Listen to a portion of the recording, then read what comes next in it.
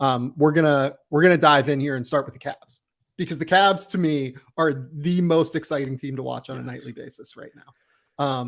The hometown, Mark Schindler's hometown, Cleveland Cavaliers, baby. I love watching this team. I love everything about them. They are this weird mix of different lineup constructions and playing two bigs that would be traditional, quote unquote, bigs in Evan Mobley and Jared Allen, even though Evan is anything but traditional in a wide variety of ways. They are the most exciting team to watch on a nightly basis, and I love them so much. Yeah, they're incredibly endearing. It's funny because I talked about this with a lot of my, like, I have the great pleasure of most of the people that I know in Cleveland are not giant basketball fans. It's much more like Cleveland is so much more a football, Cleveland, football the city. Browns are like enormous there. Yeah. It's insane. I think it's been funny or more just cool because I've talked to everybody that I grew up with that, still lives around here. And like, this is the most excited people have been about the Cavs since LeBron first came back from Miami. And I paused this on Twitter the other day too. Like, this team and last year's team is the most fun Cavs team that there's been since 2016. Like, I think most of those finals teams were kind of, the vibes were off, not super fun. Like, yes, they were winning games, but like, this is different. Like, this is homegrown talent. These are guys, like, it's a younger team. You don't have the David Blatt situation. Never forget how that first year started off. That was what a ride. And the way that they play too is just so fun. Like, I think that there were times like, I mean, especially after 2016, that Cavs team never played defense. But this team, like, they have Karis LeVert playing defense. Not super well, not super high end. I've had my reservations about him as a player, but I've low-key been pretty impressed with how much he's bought into his role. But like you mentioned with Mobley, like, Mobley and Allen just play funky. They play fun. You have Darius throwing Donovan a lob at the end of the game. Like, how often have you seen 6'1" guards throw 6'1" guards lobs? Like, they're just so fun, man. And like you mentioned, I think so much almost gets thrown out with how versatile their lineups can be. Like, yes, they have a lot of bigs, but they have such different bigs. Like, Kevin Love turning into, like, he's always had the shooting, of course, but like, he is just sold out to being like a plus movement shooter for them who can do playmaking hub things. I think in the game against the Knicks, he had 4 threes in the fourth quarter. It was absolutely huge in their run to get back in the game after being down like 15 earlier. Dean Wade is like, it almost feels weird. I almost wouldn't call him a big. Like, he's. Oh, we need to talk about Dean Wade. Yeah, let's talk about Dean Wade. What would you say? What do you think a Kansas State fan would say if you told them Dean Wade is going to end up a better role player in the NBA than Michael Beasley? That's a whole other conversation. But yeah, like, no, I mean, but it's real. I mean, like, think about like Kansas State fans, I think, often got very frustrated with Dean Wade because Dean Wade really struggled with injuries a lot at Kansas State and struggled to stay on the court. If I remember correctly, foot injuries particularly. But Dean Wade Dean Wade played like the 4 and the 5 for Kansas State. He's basically playing the 3 now. Like, there's not really another way to describe his role. He is the 3 in lineup constructions, for instance. As we're talking about lineups, this has been the 4th best lineup that's played at least 50 minutes in the NBA this season. Karis LeVert, Donovan Mitchell, Jared Allen, Dean Wade, Evan Mobley. So Evan Mobley and Jared Allen are playing the 4 and the 5, and Dean is just playing the 3, and he's knocking down shots. His spacing has been absolutely essential for this team to make competent roster constructions around them. I think that Lowry has been absolutely incredible and been unbelievable in Utah. And I think that he is where he's supposed to be in Utah. I think that there is a case because Dean is a little bit better defensively than Lowry and willing to move the ball a little bit quicker than Lowry. That he is a better fit with a Donovan Mitchell, Darius Garland backcourt than Lauri Markkanen would be. Lauri Markkanen's a better player than Dean Wade, but Dean Wade really just kind of fits what this team is looking for from the 3-4 position. These lineups have been so good defensively because they can move really well. They have size to kind of gum up the works if they play teams that can't shoot. I thought that what they did last night against the Celtics was really, really interesting because the Celtics are theoretically a team that they should struggle with.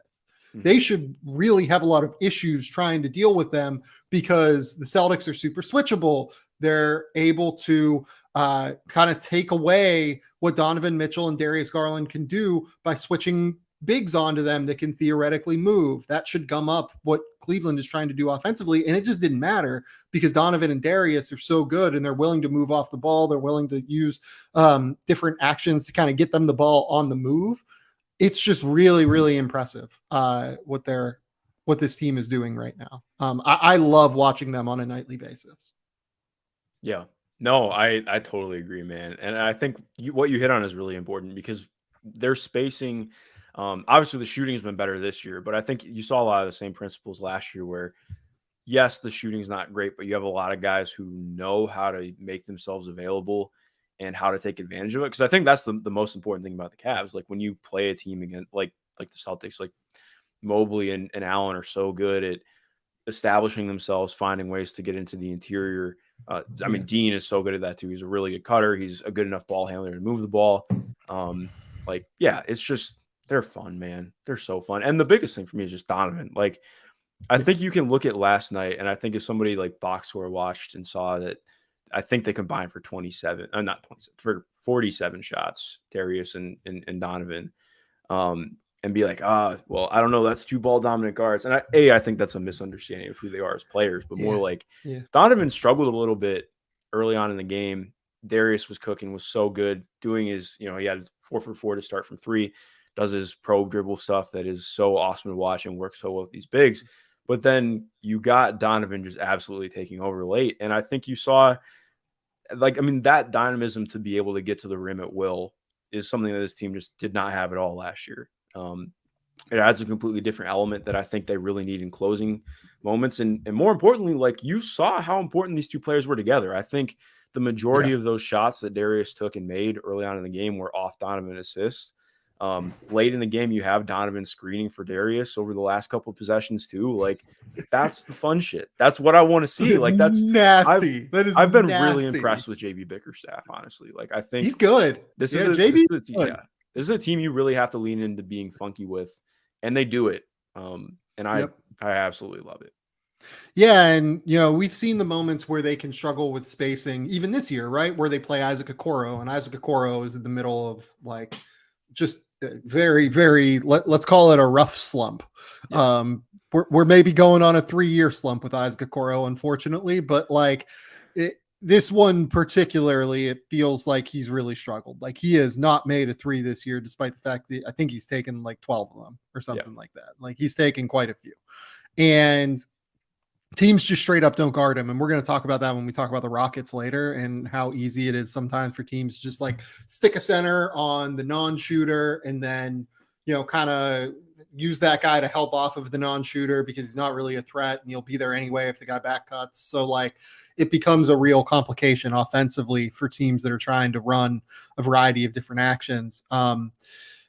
I just am I enjoy this team so much. They have real depth that like they can run out so many different lineups depending on who has it on one night, who doesn't have it another night. Like Kevin Love, had that game last week where he made 7 threes. Karis LeVert's a guy that like they can go to if he's hot, they can close with him, or they don't have to close with them, right? You can close with a Dean Wade. You can close with the 2 bigs, right? They can go super small if a team wants to play super small. You don't have to play Jared Allen. You can play, like, if you want to play mobile and athletic defensively, you can play Dean Wade and Evan Mobley at the 4 and the 5, and then play the 3 guards. You're going to struggle to rebound, but maybe sometimes that's the right roster construction in that moment, right? Or lineup construction in that moment. This is a very versatile team. And I don't like you mentioned Donovan. I'm like out of adjectives for how good he's been this year. And I think that it's important just to note this quote from JB Bickerstaff. I believe he said it in a scrum in September. We didn't have to make any concessions on character over talent with Donovan. We had that information before the deal was done. And that's 100% right. Like Donovan Mitchell is a guy I've talked about on this podcast a lot as being like a super high character dude. You never really have to worry about him stepping in and rocking the boat, right? He's going to be willing to play with others. He was willing to like occasionally defer to Rudy Gobert in Utah, who is not a great offensive player. Imagine putting him around real offensive talent now. Of course, the guy's going to be willing to move off the ball and like defer. And I don't mean any disrespect to like Bojan Bogdanovic and Mike Conley and those guys, but he proved he was willing to defer and be off the ball next to Mike Conley. And developing those off-ball movements, I think really, really helped him in terms of, my throat's still not 100%, as you guys can tell. I think being able to develop those off-ball movements, playing next to Mike Conley, has really, really helped him in the moments where he's played with Darius Garland so far. You don't see either of those guys. And Darius Garland, by the way, is a guy that came up as a 2-guard with Brad Beal elite. So this isn't a situation like the Hawks where when DeJounte Murray has the ball, Trae Young kind of stands above the break a little bit and doesn't always do any sort of like actions. And we can blame Nate McMillan for that a little bit as well, I think. But like, these two move constantly. They're trying to get open. You can run like a motion-centric offense that is really, really hard to guard. And I think that this team is for real. Like, I am not there is nothing I am worried about with this team at this point. Like this is a top 3 team in the East, I think, for sure. Yeah. Yeah, I think it's what's been really interesting to watch. Like I'm not quite ready to say that Boston Cleveland is going to be the Eastern Conference Finals, but like I think those right now are the 2 teams that I would have as the pretty likely candidates to get there. Like Milwaukee, who we're going to talk about in a minute, I think right at the top. I would have Milwaukee there, but but I mean this. I'm not ready to say that this Cleveland team could make a finals run, but they could get to the conference finals and see what happens. Like they've been that exciting, and granted, 7 games, but this has been a meaningful 7 games. Like it's not been a super easy stretch for them. Their only loss was to Toronto early. In the first game of the season when Darius went out, and it wasn't fully just because Darius went out, to be fair. But like, also it was gnarly seeing his eye after the game last night. Oh my! I was like, oh wow, we're like, because I'd only seen him with sunglasses on for the last couple of games, and you saw him like, oh, okay, that's for real. But yeah, this team goes, man.